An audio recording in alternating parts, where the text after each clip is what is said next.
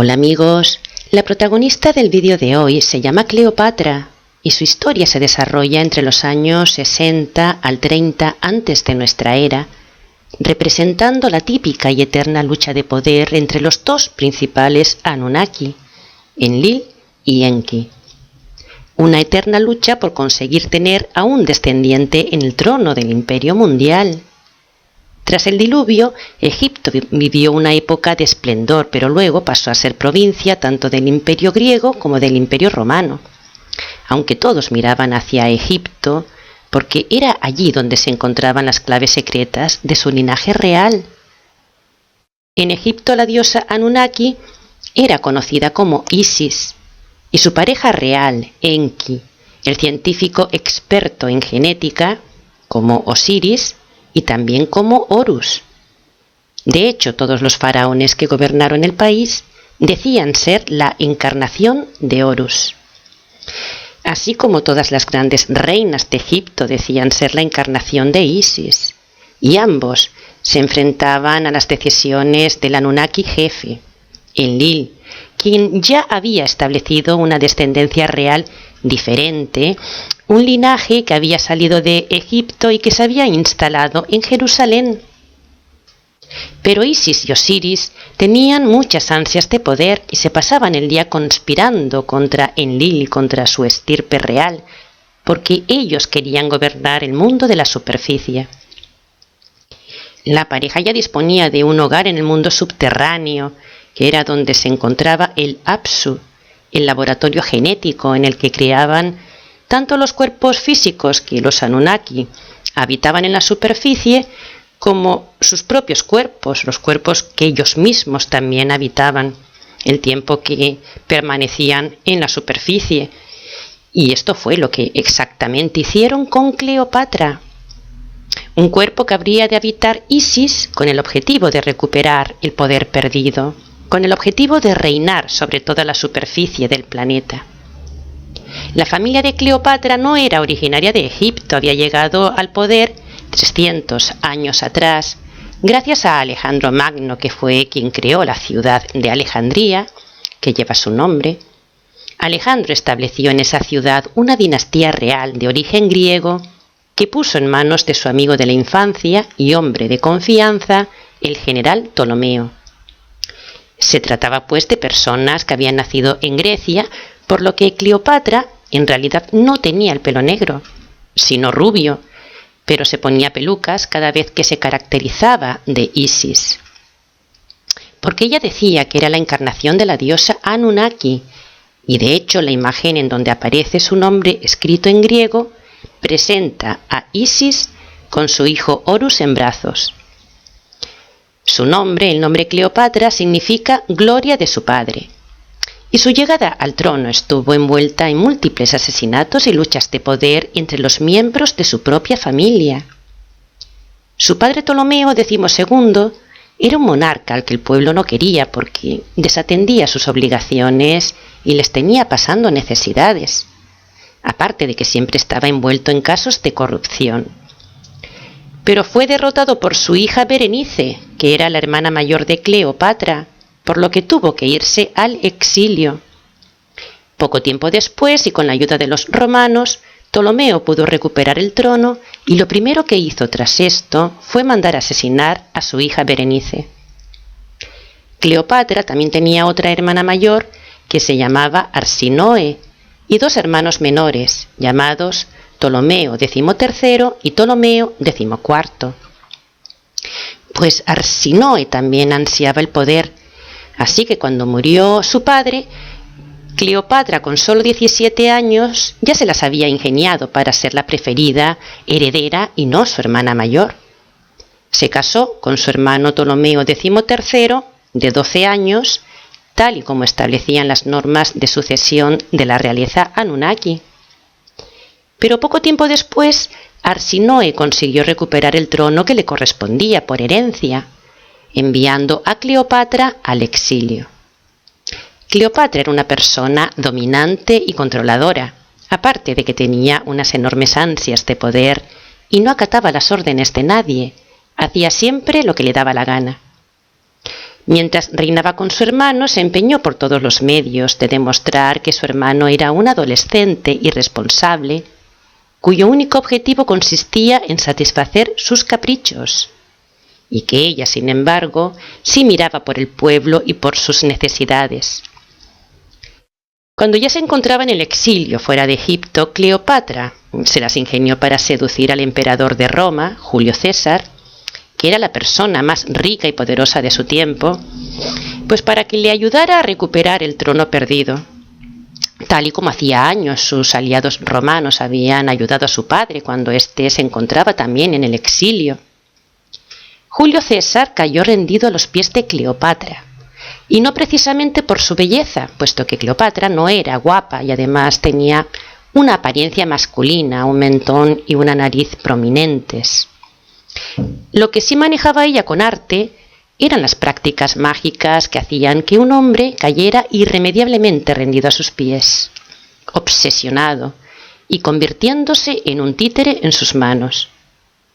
Su poder radicaba no solo en estas artes mágicas, sino también en la alquimia que ella utilizaba para eliminar a sus adversarios, ya que, como Isis, era experta tanto en ciencias como en alquimia, en matemáticas, en astronomía, aparte de que dominaba varios idiomas, codeándose con los hombres más poderosos y hablando de política y de estrategia militar. Digamos que era como un militar de alto rango y hasta tenía una forma de ser masculina, aunque utilizaba su cuerpo femenino para seducir a los hombres. De hecho, hay imágenes de ella que la representan vestida de hombre. Lo que está claro es que Cleopatra aspiraba a tener el poder absoluto al precio que fuera, por lo que embrujó a Julio César, y éste mandó asesinar a Ptolomeo XIII, que se había aliado con Arsinoe, recuperando así Cleopatra el trono real. En esta ocasión se casó con el único superviviente de sus hermanos, el pequeño Ptolomeo XIV, de apenas 10 años de edad. Fue así como Isis se convirtió en la soberana absoluta de Egipto. Pero ser soberana de Egipto ya no significaba ser soberana del mundo entero, porque el imperio ya no se encontraba en Egipto, ¿no? Estaba en Roma. Tampoco podía casarse con Julio César porque los matrimonios entre ellos ya estaban establecidos para que solo se pudieran casar entre hermanos, por lo que se convirtieron en amantes. Julio César se fue a vivir a Alejandría con ella y tuvieron un hijo, un heredero al trono imperial llamado Ptolomeo XV, pero más conocido como Cesarión, por ser el hijo de César. Hay imágenes que representan a Cleopatra y a Julio César como Isis y Osiris. A Cleopatra se la llamó desde entonces la nueva Isis, y Julio César le otorgó el reconocimiento divino colocando una estatua en su honor en el templo dedicado a ella en la cámara de la reina, en la pirámide. El templo se encontraba en el interior de esa gran pirámide a la cual Julio César accedió, al igual que siglos atrás había hecho el general Alejandro Magno. La noticia de la nueva pareja divina se extendió por todo el imperio, sobre todo cuando los dos estuvieron viviendo un tiempo en Roma, en la villa de César. A su llegada a Roma, Julio César rindió un homenaje oficial a Cleopatra para que ésta fuera aceptada por todos como la emperatriz. Sin embargo, Cleopatra no recibió los apoyos que esperaba. Todo lo contrario. Muchos empezaron a darse cuenta de cómo era ella la que gobernaba al emperador y cómo éste ya no estaba centrado en las cosas del imperio, abandonando sus responsabilidades. El Senado romano, presidido por los rabinos de Jerusalén, decidió que había que asesinar a Julio César para poder recuperar el poder. También debían evitar a toda costa que Cesarión se erigiera como el heredero legal al trono. Efectivamente, Julio César fue apuñalado en el mismo Senado romano y tras esto, Cleopatra abandonó rápidamente Roma con su hijo y se ocultó en Alejandría. Con el objetivo de perpetuar su linaje real, envenenó a su hermano Ptolomeo XIV, que ya contaba con 15 años de edad, y estableció a su hijo Cesarión como el nuevo rey, el nuevo monarca, el heredero al trono imperial. El niño tenía 4 años de edad, por lo que ella sería no solo la reina madre, sino también la reina consorte, dirigiendo los destinos del mundo según sus egoístas criterios. Pero los senadores romanos tenían otros planes. Habían designado al sobrino de Julio César, Octavio, como su heredero legítimo, como su sucesor.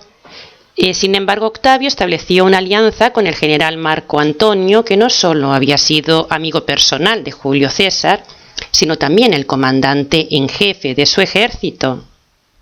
Debido a su experiencia como militar y político, Marco Antonio se convirtió en el hombre más poderoso de su época, y por este motivo a Cleopatra no le quedó más remedio que intentar seducirlo con sus artes mágicas.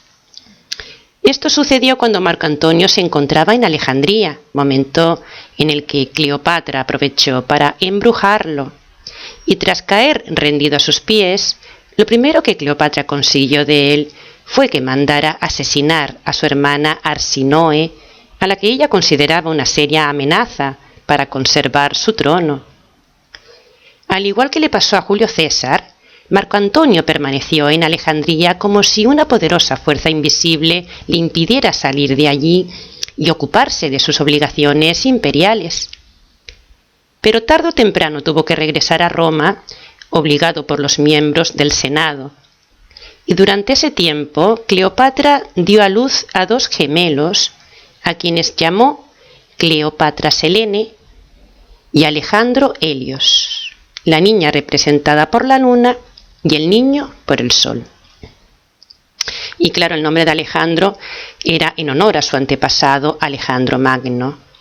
Se trataba de nuevos descendientes que ampliarían su reinado por todo el mundo.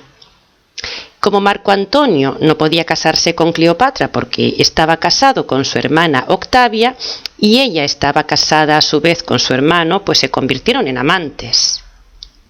Pero los romanos cada vez veían con peores ojos a Cleopatra, porque se daban cuenta de la manipulación y del enorme poder que ella ejercía sobre sus emperadores. Se daban cuenta de sus pretensiones de ser la emperatriz, y claro, no les gustaban las malas artes que ella utilizaba. Mientras que en Alejandría la famosa pareja vivía una vida de lujos y de derroche, nombrando a sus hijos herederos de varios estados, en el Senado romano, Octavio se quejaba del comportamiento de Marco Antonio, al que veía como un títere en manos de Cleopatra, en detrimento de los intereses del imperio. Empezaron a hablar mal de Cleopatra y el odio hacia ella creció. También veían el comportamiento de Marco Antonio como inapropiado. Encima, Octavio había enseñado a los miembros del Senado el testamento secreto de Marco Antonio, que se encontraba depositado en el templo de Isis y en el que se demostraba que había otorgado grandes extensiones de terreno tanto a Cleopatra como a sus hijos, que había reactivado el culto de Isis y Horus y, lo más importante, que tenía pensado trasladar la capital del imperio de Roma a Alejandría, fundando allí una nueva dinastía. Octavio acusó a Cleopatra de varios delitos de gravedad, delitos que eran una sentencia de muerte para ella.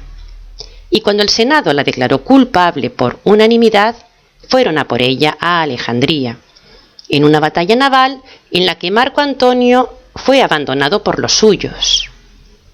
A Marco Antonio se le dijo que Cleopatra había sido asesinada en esa batalla, por lo que tomó la decisión de suicidarse. Octavio era ahora el triunfador y claro, debía llevar a Cleopatra y a sus hijos a Roma y hacerlos desfilar por las calles encadenados a modo de desfile triunfal. Como es lógico, Cleopatra intentó seducir también a Octavio con sus artes mágicas, pero curiosamente Octavio era tan frío y calculador que parecía moverse como un robot dirigido por fuerzas superiores, por lo que no cayó en sus redes, aparte de que la odiaba a muerte. Cleopatra fue consciente de que sus prácticas mágicas, en este caso, no le iban a ayudar a salirse con las suyas una vez más, y que lo que le esperaba era la humillación de ser expuesta como un trofeo por las calles de Roma, y encima encadenada. Por lo que decidió que había llegado el momento de poner fin a su vida, el momento de regresar al mundo subterráneo. Colocó en su copa el veneno que portaba y con el que asesinaba a sus enemigos, y murió. Tras enterarse de su muerte, Octavio ordenó el asesinato de Cesarión, mientras que los gemelos fueron llevados como trofeos y expuestos por las calles de Roma como prueba de que esa estirpe real había tocado a su fin. Como había tocado a su fin también la ambición de una mujer que conseguía todo lo que quería de los hombres y que asesinaba a sus rivales impunemente. Todavía se conservan numerosas figuras de cera empleadas en oscuros rituales de su época y que representan a las personas a las que ella asesinó. Se trata de figuras que están atravesadas por agujas y que habían sido arrojadas al suelo para que se partieran en múltiples pedazos. Estos hechizos son los que se enseñan a las sacerdotisas de Isis en el mundo entero. Estas mujeres primero deben participar en una ceremonia de iniciación en donde todas vestidas de blanco se dirigen en procesión al templo de Isis. Antes de entrar, se someten al ritual de purificación con el agua, luego de lo cual pasan a residir en el templo, siendo iniciadas en las prácticas de hechicería y en la alquimia. Estas mujeres eran conocidas como las prostitutas sagradas, porque atraían a los hombres poderosos con los que mantenían relaciones íntimas y a los que terminaban o bien embrujando o bien asesinando. En latín, la palabra prostituta se dice lupa, que también significa loba, de ahí que los prostíbulos de Isis eran conocidos como lupanares. Aunque el Imperio Romano había sido fundado 700 años atrás, sin embargo nos llegó como símbolo de su fundación la imagen de una loba amamantando a dos niños, Rómulo y Remo. Una loba, es decir, una prostituta, amamantando a dos niños gemelos y que representa a Cleopatra y a sus hijos. Sin embargo, la historia que llegó a nuestros días sobre esta loba y los gemelos, pues cuenta que un día Rómulo y Remo se fueron a pasear por los alrededores del Nilo, cerca de la pirámide de Cleopatra. De repente, ella salió y los empujó, cayendo los dos al río. Pero los chicos encontraron una entrada sumergida por la que accedieron al interior de la pirámide, llegando a una sala que se encontraba llena de pinturas y también de joyas. Pero entonces Cleopatra apareció de repente, los dos hermanos cogieron cada uno una joya y obligaron a la reina a liberar al pueblo egipcio y a dar su dinero a los pobres. Esta era la versión del Senado romano, que por supuesto odiaba sin duda alguna a esta mujer, hasta el punto de que Cleopatra era conocida como la ramera real, la víbora de Egipto o la ramera del Nilo. Octavio hizo desfilar a los gemelos, desnudos y encadenados, por las calles de Roma. Y claro, luego los mandó ofrecer en sacrificio, los mandó asesinar. Y el Senado romano se encargó de hacer desaparecer tanto los nombres como los relieves o las pinturas de Cleopatra y de su descendencia. Se encargó de que esta estirpe no figurara en la lista oficial de los reyes Anunnaki, desapareciendo de los anales de la historia. Y la imagen que nos llegó de Cleopatra es la imagen descrita por los romanos de una mujer malvada que quería gobernar a toda costa el mundo entero. Una prostituta, y de hecho el término la gran ramera hace referencia también a Isis. Cleopatra murió 30 años antes de que naciera Jesús y su culto se siguió extendiendo por todo el mundo, así que no fracasó realmente. Fue en Alejandría precisamente donde se redactó el Nuevo Testamento, que supuestamente hablaba de la vida y de la obra de Jesús, pero esto no es así, porque en el Nuevo Testamento lo que se aprecia y se demuestra es la historia y la vida de Isis y de Osiris, tanto la muerte de Osiris como la resurrección de Horus, por lo que podemos decir que en realidad Isis no fracasó, ya que extendió su culto por todo el planeta hasta el día de hoy, y gracias a sus sacerdotes de Alejandría. Por este motivo, Isis, bajo sus miles de nombres, es adorada en el mundo entero. ¿Realmente sabe la gente a quién está adorando? Menos mal que las cosas están cambiando y estamos despertando y dándonos cuenta de quiénes han manejado los hilos de nuestras vidas. Pero la cuestión es la siguiente: ¿cuándo empezaremos a manejar nosotros mismos los hilos de nuestras propias vidas? Hasta pronto, amigos.